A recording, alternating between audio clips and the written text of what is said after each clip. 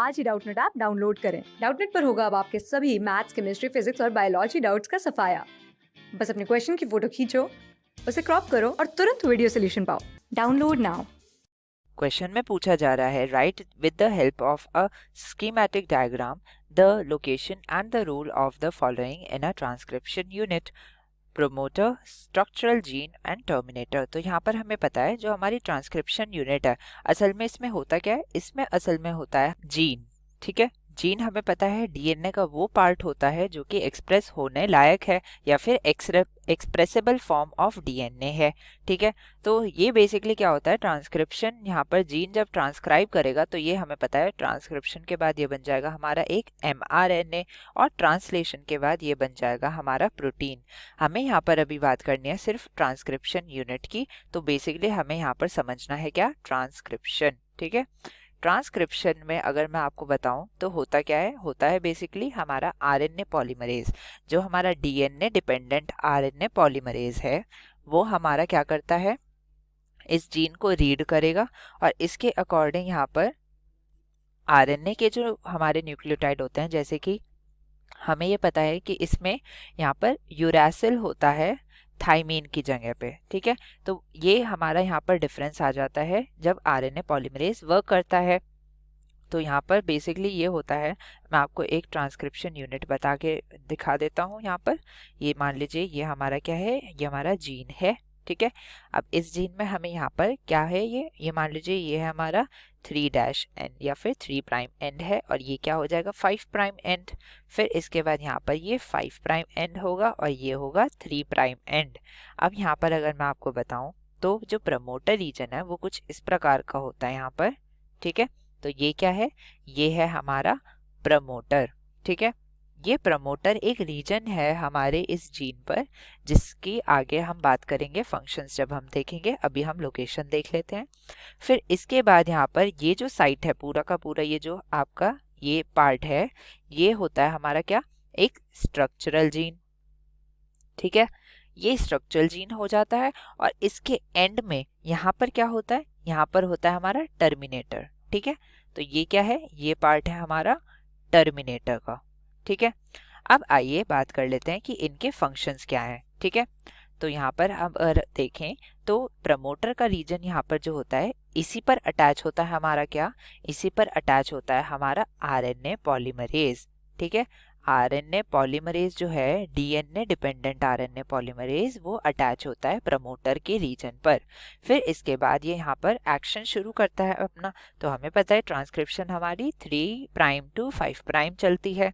तो यहाँ पर ये जो हमारी स्ट्रैंड है जिसको आरएनए पॉलीमरेज रीड करता है उसको हम बोलते हैं टेम्पलेट स्ट्रैंड। ठीक है, इसको हमने टेम्पलेट मान लिया है। और अगर मैं बात करूं यहाँ पर इस अपोजिट की, यानी कि जो इसके दूसरी स्ट्रैंड है डीएनए की, उसको हम बोलते हैं कोडिंग स्ट्रैंड। ठीक है, इसको हमने कोडिंग स्ट्रैंड बोला। अब आप पूछेंगे कोडिंग स्ट्रैंड क्यों बोला इसे, तो देखिए मान लीजिए यहाँ पर अगर मैं बात करूं इसके, तो मान लीजिए AGCT है। ठीक है, AGCT है, यहाँ पर आरएनए पॉलीमरेज को इसे रीड करना है। तो हमें पता है इसके डायरेक्टली अपोजिट क्या होंगे, यहाँ पर T होगा।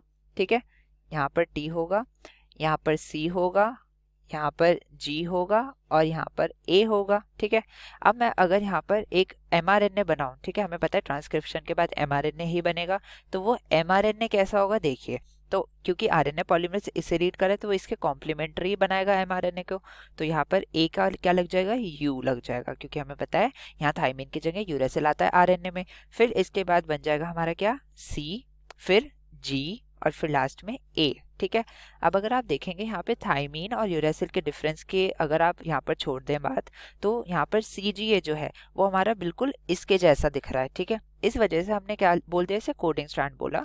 ऑल्दो ये एक मिसनॉमर है, इसकी वजह से कोडिंग नहीं होती है, कोडिंग तो हमारे ये टेम्पलेट स्ट्रैंड की वजह से ही होती है, पर ये हमारा सिमिलर दिखता है, इस वजह से हमने जो दूसरा स्ट्रैंड है इसे यहाँ पे रिकॉग्नाइज करने के लिए हमने इसे बोल दिया है कि ये कोडिंग स्ट्रैंड है, और जिस पर हमारा आरएनए पॉलीमरेज वर्क करता है उसे हमने टेम्पलेट स्ट्रैंड बोल दिया।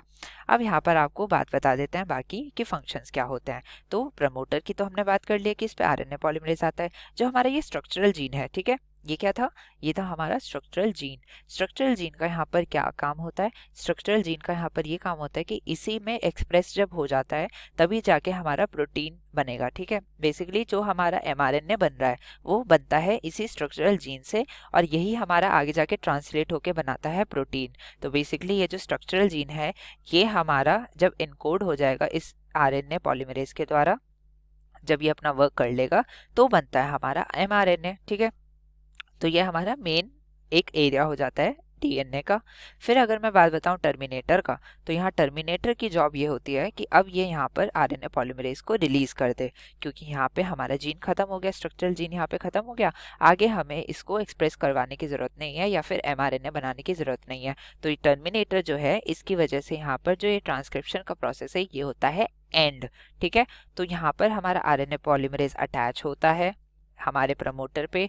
ठीक है, फिर उसके बाद जो हमारे एंजाइम और प्रोटीन बनते हैं वो हमारे इस जीन से बनते हैं। ठीक है, यानी कि यहाँ पर mRNA बनता है, और लास्ट में जो टर्मिनेटर है इस पर आके हमारा आरएनए पॉलीमरेज यहाँ से निकल जाता है, एग्जिट ले लेता है, और यहाँ पर ट्रांसक्रिप्शन का प्रोसेस एंड हो जाता है।